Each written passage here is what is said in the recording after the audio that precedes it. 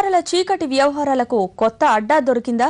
నిన్నటిదాకా బెంగళూరు, చెన్నైలో అడ్డంగా దొరికిపోయే తారలు ఇప్పుడు ముంబై వైపు దృష్టి సారించారా? తాజాగా పూణేలో పోలీసులు వ్యభిచార కూపం మీద దాడి జరిపి అరెస్టు చేసిన వారిలో ఓ తెలుగు నటి కూడా ఉండేసరికి ఈ అనుమానాలు పెరిగిపోతున్నాయి.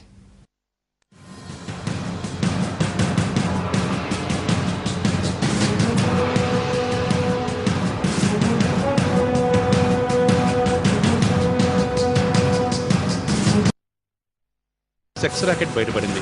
గుట్టుమట్టుగా సాగిపోతున్న వ్యవహారం పోలీసుల అరెస్టులతో కలకలం సృష్టించింది. వ్యభిచారం చేస్తూ పట్టుబడిన వారిలో ఓ తెలుగు నటి కూడా ఉండటం ఇప్పుడు సంచలనం రేపుతోంది.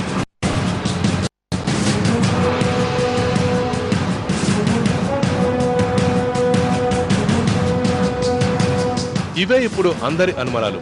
ఎవరా నటి? బోర్డర్స్ దాటి మరీ వ్యభిచారం చేయాల్సిన అవసరం ఏమొచ్చింది? సంపాదిస్తున్న చాలేదా, లేక జల్సాలు ఆమె చేత ఈ పని చేస్తున్నాయా అనే ప్రశ్నలు తలెత్తుతున్నాయి. అయితే తాము అరెస్ట్ చేసిన వారిలో తెలుగు నటి ఉందనే విషయాన్ని వెల్లడించిన పుణె పోలీసులు ఆమె ఎవరనే విషయాన్ని మాత్రం బయటపెట్టడం లేదు.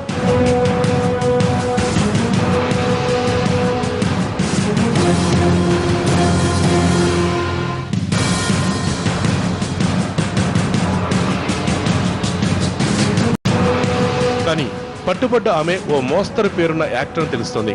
సీరియల్స్ లో నటించే ఈ నటి అడపాదడపా సినిమాల్లోనూ పార్ట్ టైం మోడల్ గాను పనిచేస్తూ ముంబైలో స్థిరపడింది. వీటితో పాటే టైం చూసుకుని ఈ సైడ్ బిజినెస్ చేస్తుందని వినపడుతోంది.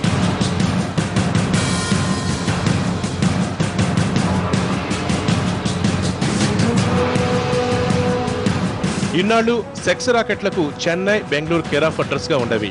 చాలా మంది టీవీ స్టార్స్, మోడల్స్ ప్రాస్టిట్యూషన్ చేస్తూ పట్టుబడ్డారు కూడా.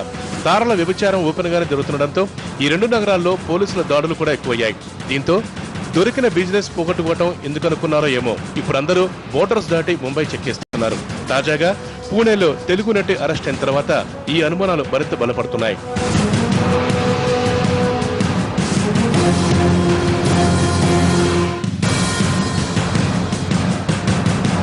గతంలో సాధారణ యువతల్ని ఈ ఊబిలోకి దించే అంతర్జాతీయ సెక్స్ రాకెట్ ముఠాలు ఇప్పుడు రూటు మార్చేశాయి.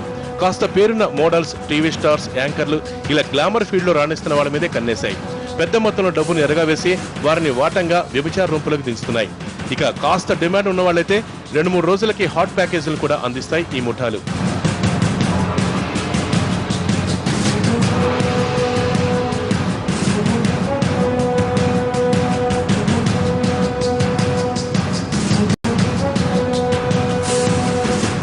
అయితే పోలీసుల అరెస్టులు సెలబ్రిటీల వ్యభిచారాన్ని ఆపలేకపోతున్నాయి.